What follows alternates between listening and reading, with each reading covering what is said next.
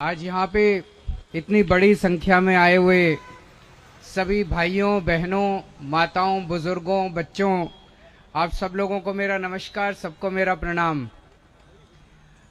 वैसे इस किस्म के फ्लाईओवर के उद्घाटन जब होते हैं इतनी बड़ी संख्या में लोग आते नहीं हैं, बस मीडिया वाले आते हैं। आप लोग समय निकाल के इतनी बड़ी संख्या में आज आए, ये इस बात का भी एक तरह से वो है कि इस फ्लाईओवर से लोगों को कितना फ़ायदा होने वाला है।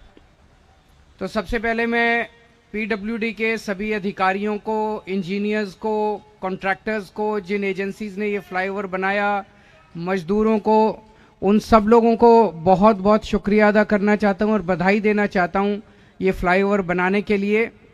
इससे ये जो टी जंक्शन पे रोज बहुत बड़ा बड़ा जाम लगता था, उसकी वजह से लोगों को लेट होता था, तकलीफ होती थी, उससे मुक्ति मिलेगी। ये 620 मीटर का फ्लाईओवर है। 66 करोड़ रुपए सैंक्शन किए गए थे इसके लिए। और जैसा कि हमेशा दिल्ली में जब से हमारी सरकार बनी है, हर काम में हम पैसे बचाते हैं, उसी तरह से इसमें भी 66 करोड़ रुपए सैंक्शन किए गए थे। हमने 50 करोड़ में पूरा कर दिया ये काम।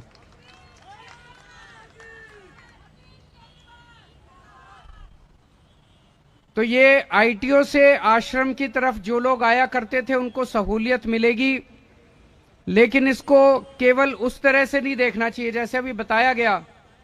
ये पूरा एरिया जो है, खासकर जो आश्रम फ्लाईओवर जो था, जब से वो डीएनडी एक्सटेंशन बना है या आश्रम एक्सटेंशन कह लीजिए, पहले आश्रम में इतनी लंबी लंबी जाम, आधा आधा घंटे के जाम लगा करते थे। तो आश्रम अंडरपास बन गया और वो आश्रम का एक्सटेंशन बन गया, डीएनडी एक्सटेंशन। उसके बनने से और अब इस फ्लाईओवर के बनने से मैं समझता हूं कि अब 5 मिनट के लिए भी नहीं रुकना पड़ेगा। पूरा का पूरा कोई ट्रैफिक लाइट नहीं है, कुछ नहीं है, सर्राटे से आप जा सकते हैं। अभी आतिशी जी जैसे कह रही थी कि केवल आईटीओ से नहीं, चंदगी राम से और आश्रम तक फ्री हो गया। आश्रम तक भी फ्री नहीं, आश्रम में भी कोई रेड लाइट नहीं है।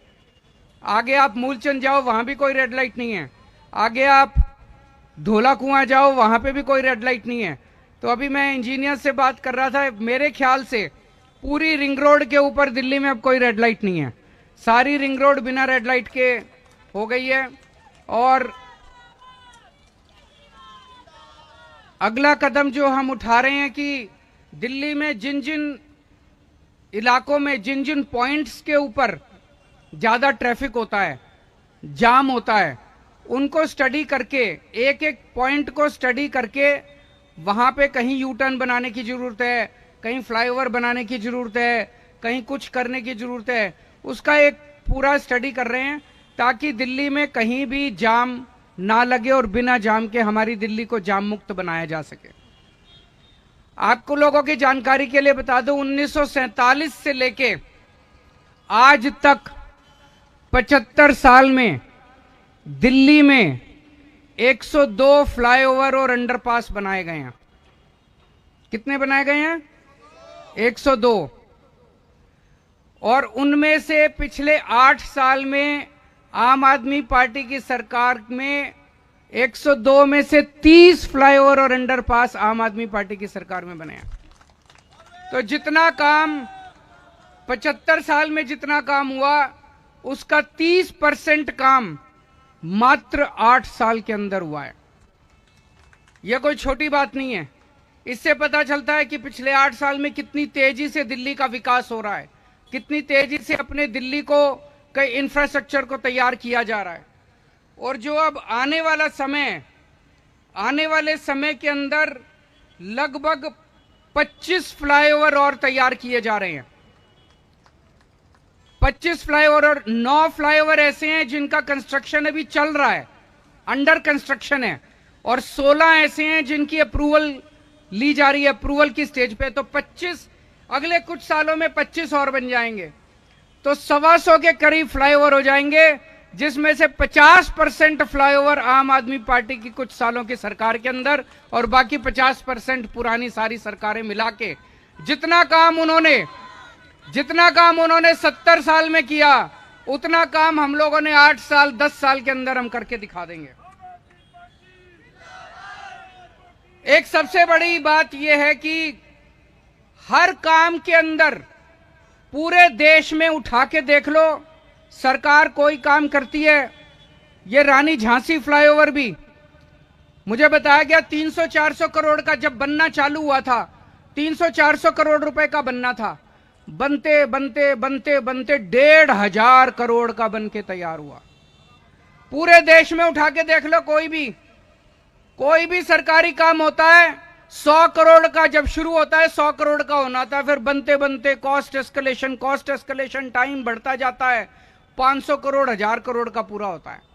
दिल्ली में हम टाइम के पहले काम कर लेते हैं और जितने का बनना होता है उसमें हर एक काम में पैसे बचाते हैं। जैसे मैं आपकी जानकारी के लिए बताऊं, मयूर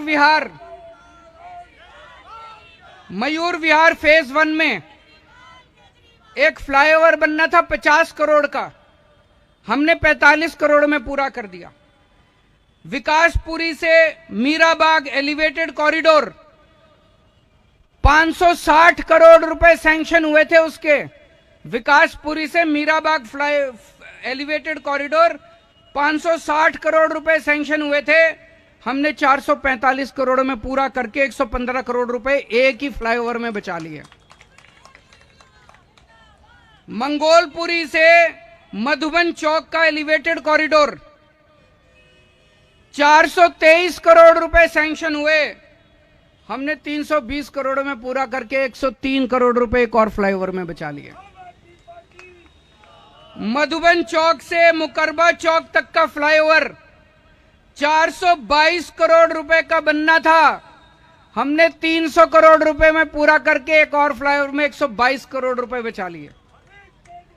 भलसवा में एक फ्लाईओवर बना, 63 करोड़ का बनना था, 48 करोड़ में पूरा करके 15 करोड़ रुपए बचा लिए।